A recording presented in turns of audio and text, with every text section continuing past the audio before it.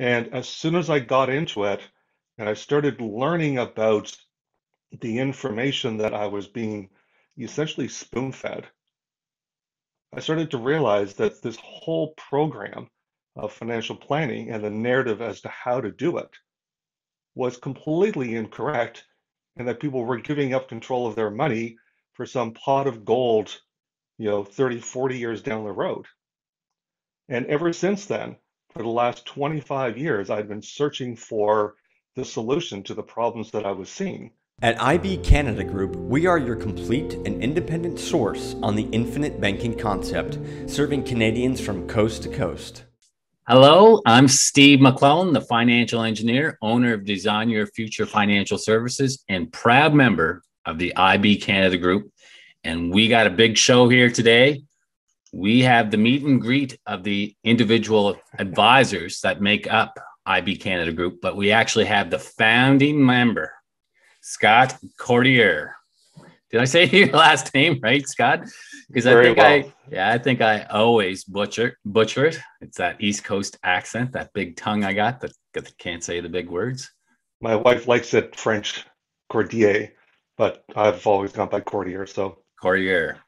When there's nothing for us to talk, when there's nothing for us to talk about, I bring that up. Okay.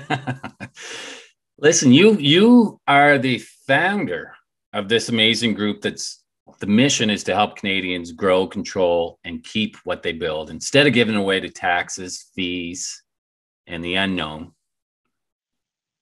Before we get started on the why you started this group, just give me a quick background of, I guess, why did you get started in the financial industry in the first place? That's a very, very interesting conversation. By the time I was 18, I guess when I first started working as a paperboy with the Globe and Mail, getting up at 6 o'clock in the morning to deliver the papers, my parents always told me that half of everything that I earned, I had to give to them so they could put it away for me. And by the time I was 18, I had over $20,000 in RSPs. I had 3 cars. I had a 56 Chev Bel Air. I was really working towards understanding how money worked and that you couldn't just rely on money coming from your parents. You had to be in control of the process. Fast forward, when I started going into university, I had to sell off all of my assets because of OSAP and pay for myself going through university, which back then we could do. You could actually work a summer job and have enough money to pay for your university. Now you got to work a summer job to have enough money to pay for the books. So when I came out, I kind of lost my direction in investing, which was what I had been doing with my money. And back then, so I'm going to date myself, I was purchasing just GICs, and they were at 18%. So I was looking at the amount of money that I was making, but then it really killed me that I had to cut down the tree and interrupt the compounding of that money to go and pay for university. But that's the way we were taught. You build up an account, and then once you have the money for whatever you want to purchase, you then deplete that account. But nobody ever tells you about the fact that you're interrupting the compounding of that money for as long as you take a breath. So fast forward, I went into film. I was in the movies in Hollywood North for about 8-10 years, got out and got into pretty much being an employee, which I couldn't handle. And one of the last jobs I had was in human resources. And in '94, when the recession hit, and they let me know that they were going to lay me off, they said, well, we'll send you for some vocational training to see where you hit so that you can go on. And I went through 4 or 5 different tests, never showed up anywhere, except way off on the side was investing, financial planning. And I went, well, I love that. I just completely forgot all about it. So I got into that in '94.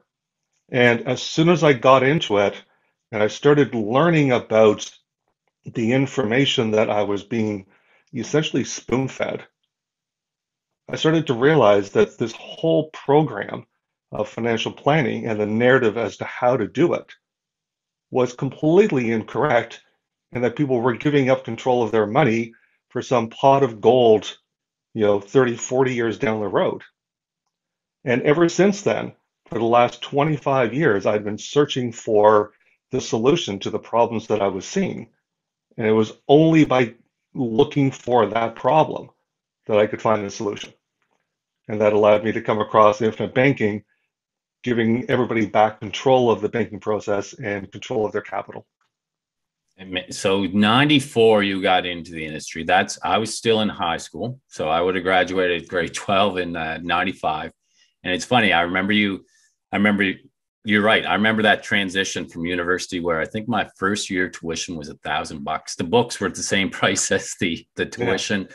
And then by the time I graduated with my engineering, I think it was almost 10 grand for just the education. And then those big pile of books. I still can't believe they sell books. It's 2022 as we're filming this. And I have a nephew that goes to university and they still got those big books, even though everything can fit on your iPad. So you've seen lots of changes. You've seen pretty much everything there is to see and caught on to this pretty quick. Geez, it's too bad more Canadians don't have parents like yourself kind of teaching that early compound interest, because it's a game changer when you can understand that, where you can have that tax efficient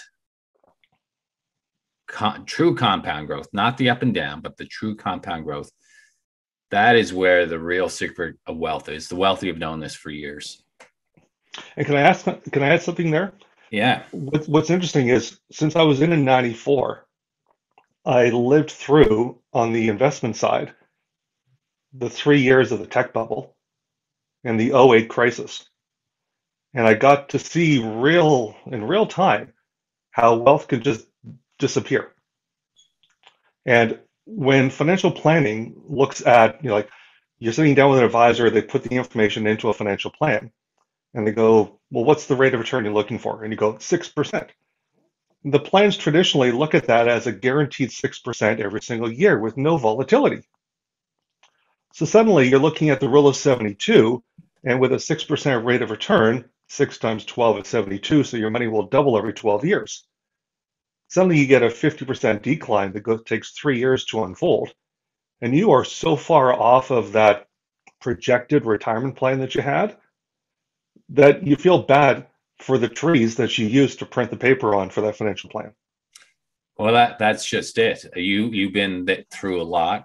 You've seen the ups and downs. I've experienced 2008 as a young whippersnapper, thinking that I knew everything, and that was a big lesson.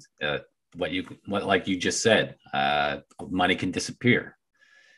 And I was getting around to it, but I guess my question, with all your experience, and I think you've kind of answered it already, but what is the biggest problem you see in the financial industry today?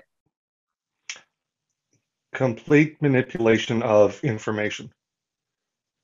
The idea that we are not smart enough to be able to manage our own assets, and that the information that we are given makes us willingly give up control, willingly take money out of circulation, and willingly pay incredibly high fees for somebody else to manage the money.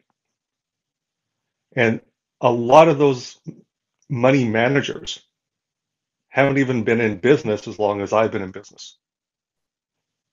So if they haven't witnessed the '08 crisis or the 2000 meltdown, and they're managing our money, it's a bit of a concern that they're not really aware of how quickly capital can just disappear. Wow. And with that, you've seen that. What would you say the solution to this is? What is the number one thing that you provide to your clients? Education.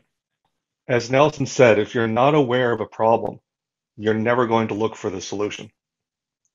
And that is the biggest issue with financial planning where we have today, is that out of the 136,000 plus advisors in this country,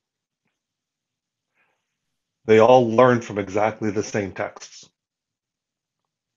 Now, if that text is telling you how to do it a certain way, and you believe that that text is what is there to educate you to be an advisor, then the only assumption you can ascertain from that is that that information is 100% correct as the way to do it. And the problem is it just ain't so. It ain't so. And I remember coming across the infinite banking concept because I shared very similar beliefs as you. I was getting very frustrated, very frustrated with the investment world. I was actually on my way out. I was ready to hang up my hat. I was given this concept about there's different terms for it, the and asset, the infinite banking concept. Read it, dove very deep into it, and realized it's a great concept, but you can even make it even more efficient and even better. And then I remember getting the phone call from you because we were on the same path. What is your definition of the infinite banking concept?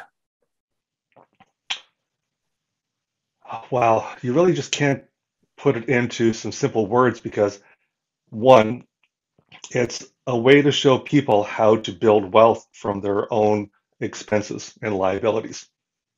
And when we talked about that, it's the fact that money has to reside somewhere. There's only one pool of capital. And when we go to pay for something, that means that money has sat in a bank account in the first place, or it got taken out of a bank account because you went into debt. But that bank account, that money was there in a pre-capitalized position in the first place. And then as soon as you spend it, you've eroded that capital out of your system. And if we could have a process which infinite banking utilizes a very specific vehicle, it allows you to keep that money and have it continually grow for your future while you use it for your living expenses today. So from that aspect, that's one area of infinite banking.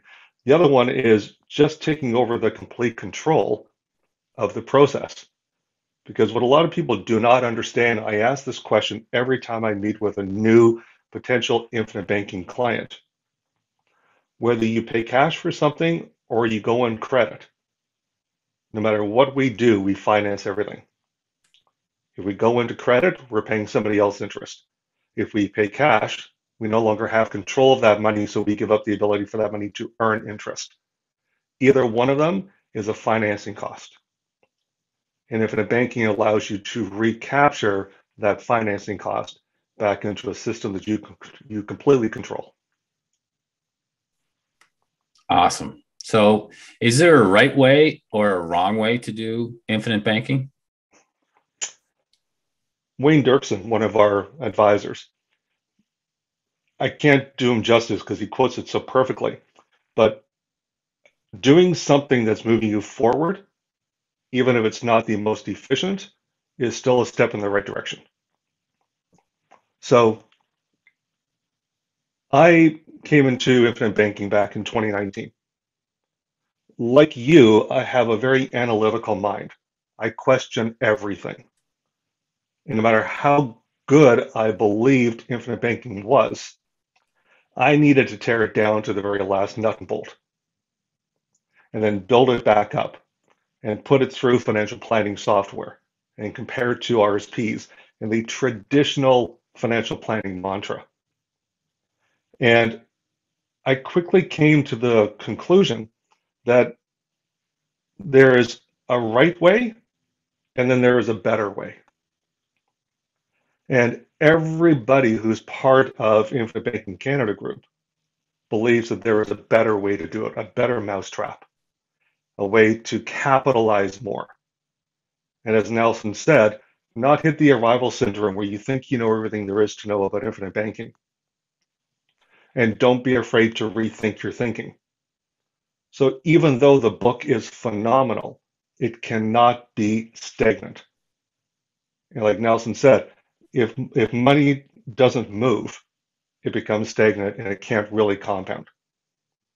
So we have to keep pushing the envelope as to whether or not how infinite banking is being utilized today can keep pace with the change of the financial industry going forward. Well said. So what is that one of the reasons you started the IBCanada Group, or simply put, why did you start IBCanada Group?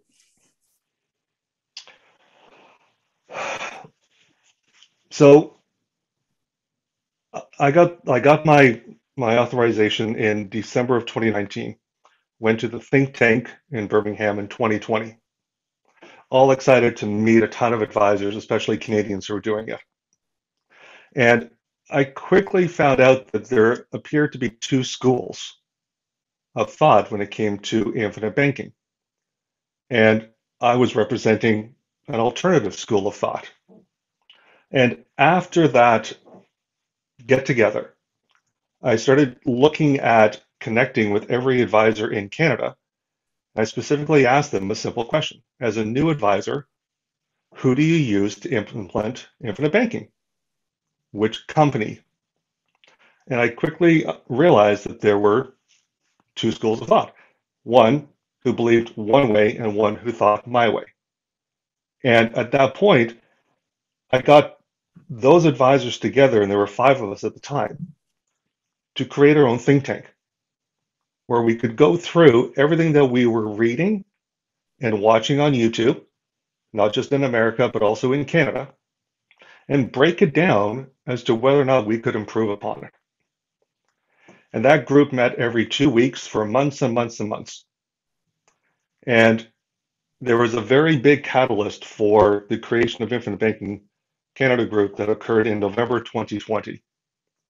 And after that meeting, I instantly realized that we had a moral, a responsibility to bring to Canada an alternative process to infinite banking that really brought it into the 21st century. And everybody that I talked to all had the same why as to why we wanted to bring this together. And that actually started in mid-March. And as of today, I am proud to say that Infinite Banking Canada Group is the largest group of independent infinite banking practitioners there are in Canada. Yeah, I'm ecstatic to be part of it. But can you go a little deeper on that why? What is the why that you just alluded to of the Infinite Banking Canada Group? There is a lot of information about how infinite banking should be done. And I really started to dig deep into a lot of the information that was being presented in Canada for Canadians. And that some of that information, although important to get the concept and the understanding across, wasn't necessarily 100% accurate and in the client's best interest. And the way we implement infinite banking puts the client in first position. It is their money, it is their bank. And we are willing to take a dramatic cut in our compensation for the specialty that we bring to them. We are willing to reduce that compensation so the client has more money to capitalize. And with that, more flexibility to implement infinite banking in their lives and to reduce the overall cost of running their banking system. And that was really important for myself and the other advisors and all the advisors that we bring on. They all gravitate to that same ideological perspective. Client first, client first, client first. That's one of the things I love about the Infinite Banking Canada Group. And just, I know there's so much information out there about infinite banking. And if you're just watching this for the first time, I'm not sure what infinite banking is and what Scott's alluding to. The infinite banking is a process, but you do use a properly structured dividend paying whole life policy, which is a product to set up this policy, to set up this process, this strategy. And from what I can hear, and when we had our conversations way back when we were looking at this group, when I was looking at joining, was, that whole life policy can either be set up where it's more beneficial to the advisor, or where it's more beneficial to the client, where there's more flexibility, there's more ability for the cash inside that policy to grow. Did I capture that correctly? So we are part of the ladder that wants to give it more flexibility, more potential for the cash to grow, insurance light, if you're to Right. say. Right. Exactly. And this was, once again, one of the problems that I saw in its infancy. Infinite banking, as an advisor and as a client, it is an uphill battle to get people to think outside the box. You know, the mind is like a parachute. It works best when it's open. And if we don't know that there is a problem, it's never going to open to the solution. So I found almost every bit of information that was coming out on YouTube, on Facebook, was always talking about utilizing, as you were talking about, a whole life policy, but from a mutual insurance company. And that is really promoted in the education that we have coming from the US. But the question is, rethink your thinking, people. This is a US concept. I woke up this morning and I was watching the Olympics and I was rooting for Canada, not the US. So unless something happened overnight where now I'm singing the American national anthem, if I'm reading something about how it's utilized in the US, I cannot transpose it to Canada verbatim.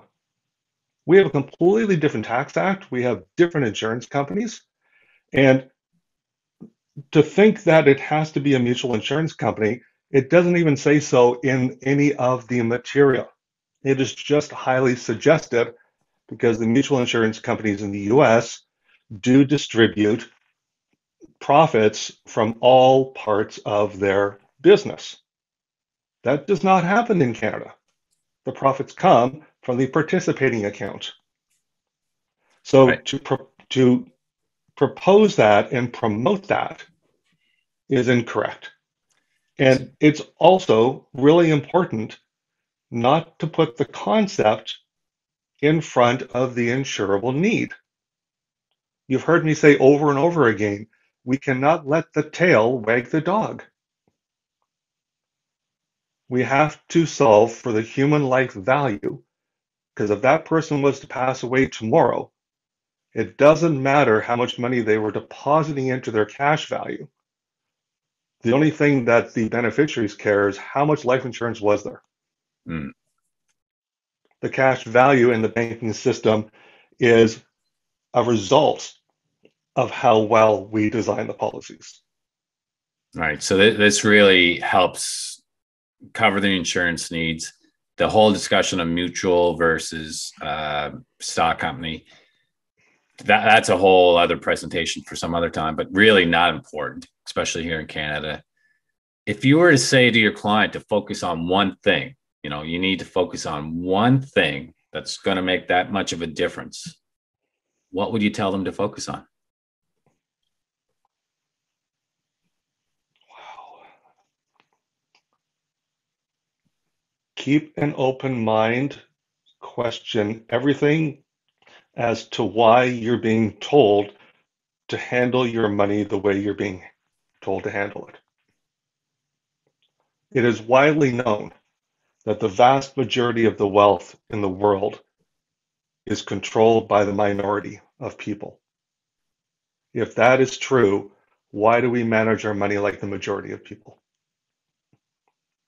Look for the way that people who control money manage their assets. And infinite banking allows us on a very micro scale to be able to bring that down to the 99% of the Canadians and allow them to control the process. Stop doing RSPs, stop doing TFSAs, stop paying your mortgage off faster. All you're doing is transferring that money away in control of everybody else, and you're the last to benefit from it. Wow. So to summarize that, follow what the actual successful, the actual wealthy are doing versus what everybody else is doing. Right. Like would you say, and I'll just go to the US, Jeff Bezos. Do you think Jeff Bezos puts money into a retirement plan, a 401k, or if he was in Canada, he would do RSPs, Okay. right? Or TFSAs? Like, no, they don't do that. So if they don't do it, why on earth are we doing it? Because that's what we're told to do. And the people who control the money tell us to do that. The banks, the financial planning companies, the investment firms, they're all making money off of your money through the management fees. Whether you make money or you don't, they still collect their income. And as you make money, they make more money. So why wouldn't you want to stop the leaks in your financial plumbing if you knew they existed and we could show them to you, those problems you didn't even know you have? Once you realize you had those problems, you would want them fixed as soon as possible. It's truly amazing because, both of us, you and I, are very value based. We've had that experience in the financial industry where it's almost like the movie Matrix. Neo knows something's Yeah. he knows something's wrong, not quite sure, decides to take the red pill and realizes, holy crap, there's a lot broken and a lot of work to make things happen. I'm very honored that you started this group. And I love hearing kind of the stories behind it, the struggles and the overcoming of these struggles. What was one of the biggest struggles you had, one of the roadblocks starting this group, and how did you overcome it? The biggest roadblock was my wife's an archaeologist. So I like to use this archaeologist slash anthropologist. Now, she's a teacher because she realized that that wasn't going to be a career that was actually going to, allow us to put food on the table. But I had to get individual advisors to stop thinking like a hunter and gatherer mentality, where every 2 weeks we would come together in the village to trade ideas and then we would go back off doing everything ourselves and saying, no, if we come together and keep that village, then working together, that village will continue to grow. And we could consistently always interact with each other and put down something that I said there were 136,000 plus advisors in Canada. As of Friday, there are only 38 authorized infinite banking practitioners. That's 38 advisors who know something's wrong. And if you're going to bring a concept to the table that people aren't even aware of, it is important that you show yourself as a professional. And if you show yourself as a professional and part of an elite group and pull together all of that marketing and mental power, then that is what was the biggest problem, was to get everybody to realize that we are stronger together than independent. But as soon as that clicked, we went from 5 to 17. We're going to be 23, 25 advisors by middle of this year. And we just keep growing because as infinite banking continues to grow and starts to become part of the radar, it shows up on the radar of people. It's also showing up on the radar of advisors who are going, I knew there was something wrong. I just didn't have a clue what it was. And we were all there. We didn't come out and instantly have the red pill and go, oh, infinite banking when I was like 3 years of age. Right? And every one of us, and everybody watching this, honestly has to put their hand up and answer this question. Have you ever made a financial mistake in your life? No. Yeah. And if we didn't learn from it, we're going to keep repeating it. But all of those mistakes that we made led each one of us to look for the solution. Well said. Well said. And I'm so honored to be part of this group. You said it. It's a group of independent advisors, which I really I think is so powerful. That they're not serving an institution of any kind. They don't have quotas to reach. They're truly independent. And this has become a mastermind of advisors all across Canada. I know I got a ton of value and also contributed to the group. So it's something I'm very proud to be part of. Listen, this is one thing that I ask my clients, and I'm going to ask this to you. Now, imagine that you got 1 hour on the planet. All right, not to be morbid, maybe you're jumping on Elon Musk's spaceship and you're heading to Mars, but you're going to be on the planet for 1 more hour. Who are you spending that hour with? What are you doing? And what advice would you pass on? Wow. So I know a lot of people would say, they'd want to interview this person or, sit down with, Ryan Reynolds or something. But I would honestly have to say, and as sappy as this sounds, I'd want to spend that hour with my wife. And I'd want to just reflect over the impact she had on me. Essentially, in the Jerry Maguire, you complete me. Right? When I look back to who I was when we met when we were 20, compared to where I am now, I can't even believe that she paid any interest in me, way back then. And I would just reflect on, the life that we built, the 3 children we have, and pass on to her that however crazy everything I was telling her about how infant banking works, that's what you have to do. And that any one of the advisors that are part of our group, you have to just get a hold of and continue the legacy that I built. Wow, the passion for your wife, family, and the passion for infinite banking. It shines through. Any final words before we part ways here, my friend? I would love to say how great it is to have you on the team, especially from an engineering perspective, the ability to not take something at face value. And everybody watching this,